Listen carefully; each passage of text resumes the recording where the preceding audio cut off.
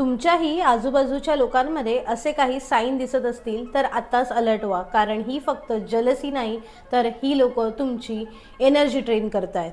बघा, असं होतं का एखाद्या व्यक्तीशी बोलताना अचानक तुमचं डोकं जड होतं आणि तुम्ही त्यांना एखादी आनंदाची बातमी आपल्या कामा रिलेटेड किंवा कुठल्याही गोष्टी रिलेटेड सांगता, त्यानंतर त्या गोष्टीवरून तुमचं मन उडून जातं।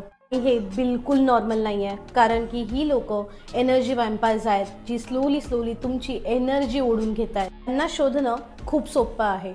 ही लोक प्रत्येक स्टाईल तुमची कॉपी करतील, प्रत्येक गोष्टीमध्ये स्वतःला कंपेअर करतील किंवा विनाकारण तुमच्याशी कॉम्पिटिशन करतील। जेव्हा पूर्ण जग तुमचं कौतुक करत असेल तेव्हा ही लोक गप्प बसतील किंवा दुसऱ्या कोणाचं कौतुक करायला सुरुवात करतील। त्यांना तुमच्या विषयात काही इंटरेस्ट नसतो, पण तुम्ही जे करतायत तेच अगदी त्यांना करायचं असतं। अशा लोकांपासून वेळीच अंतर ठेवा आणि स्वतःच्या ऑराचं प्रोटेक्शन करा। तुमची शांती कोणासाठीही वाया घालवू नका।